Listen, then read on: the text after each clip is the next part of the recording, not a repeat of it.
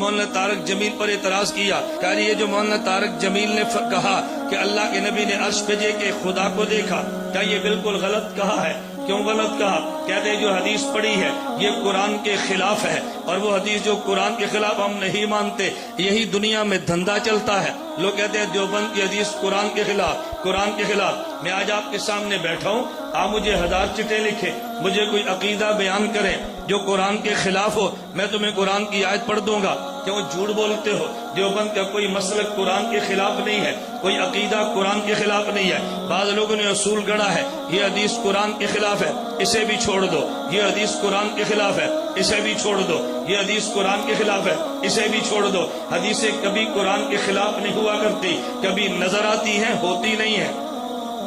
نہیں سمجھے؟ خلاف ہوتی نہیں ہے، خلاف نظر آتی ہیں۔ جب نظر آئے تو اہل نظر سے نظر کا علاج کراؤ، پھر تمہیں حدیثیں قرآن کے مطابق نظر آئیں گی۔ چلے ایک بات چل پڑی تو میں کہتا ہوں، قرآن کریم میں ہے وَمَا خَلَقْتُ الْجِنَّ وَالْإِنسَ إِلَّا لِيَعْبُدُونِ۔ دیوبند کا نظریہ ہے، دیوبند کا مسلک اور عقیدہ ہے، اللہ نے اس کائنات کو بنایا، انسان کو بنایا، اپنے پیغمبر کے صدقے بنایا۔ ابھی مجھ سے پہلے اسٹیج پر یہی اعلان ہو رہا تھا، کائنات میں جو کچھ ملا حضور کے صدقے ملا۔ ہم نے اس میں حدیث مبارک پڑھی ہے، حضرت عمر بن خطاب رضی اللہ عنہ فرماتے ہیں کہ نبی کریم صلی اللہ علیہ وسلم نے فرمایا، حضرت آدم سے جب خطا ہوگی، حضرت آدم نے خدا سے دعا مانگی، اللہم انی اسألک بحق محمد ان تغفر لی، اے اللہ میں تجھ سے تیرے محمد کا وسیلہ دے کر دعا مانگتا ہوں، اے اللہ تو مجھے معاف کر دے۔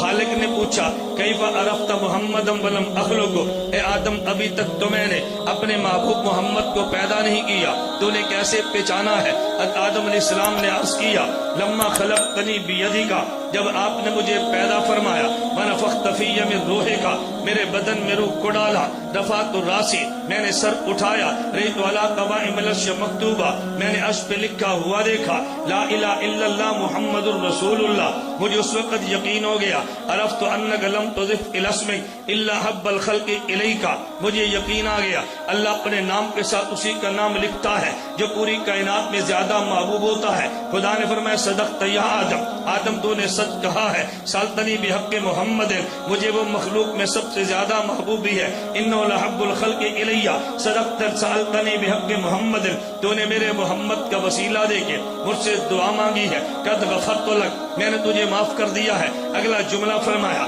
لولا محمد لما خلقتک، اگر میں محمد کو پیدا نہ کرتا صلی اللہ علیہ وسلم، اے آدم میں تجھے وجود ہی نہ دیتا، اب بدوت آدم کو وجود نہ ملتا، میری ماں اور باپ کو وجود نہ ملتا، اگر انہیں وجود نہ ملتا تو مجھے کیسے وجود ملتا؟ تو پھر میں یہ کہہ سکتا ہوں انسان کو جو وجود ملا ہے میرے پیغمبر کی وجہ سے ملا ہے، ہمیں جو وجود ملا پیغمبر کی وجہ سے۔ اب ذرا سوال سمجھنا، ایک بزرگ فرمانے لگے، بزرگ یعنی مولوی صاحب سادہ آدمی کہتے اس حدیث کو نہیں مانتے، میں نے کہا نہ مانو، ہمارے ذمہ منوانا تو نہیں ہے، ہمارے ذمہ سمجھانا ہے، آپ نہ مانو لیکن کوئی دلیل تو دو نا۔ کہا جی اس لیے نہیں مانتے یہ حدیث قرآن کے خلاف ہے۔ میں نے کہا وہ آیت پڑھے جس آیت کے خلاف یہ حدیث ہے۔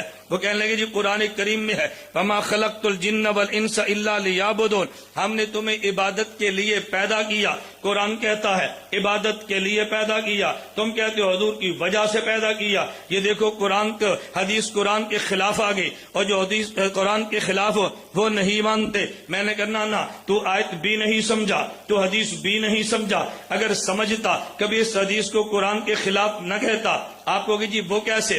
میں مثال دوں گا تو آپ کو بات سمجھ آئے گی، توجہ رکھنا۔ اگر میں اس پہ دلائل علمی چھیڑوں گا آپ کی فہم سے بات اوپر چلے جائے گی۔ میں ذرا مثال دیتا ہوں تاکہ آپ کو بات سمجھ آئے، اور میں علماء سے یہ عرض کرتا ہوں ہمیشہ یاد رکھنا، اگر گفتگو تمہاری عالم سے ہو تو پھر دلیل پیش کرنا، اگر گفتگو تمہاری غیر عالم سے ہو تو پھر مثال پیش کرنا۔ عالم قائل دلیل سے ہوتا ہے اور غیر عالم قائل مثال سے ہوتا ہے۔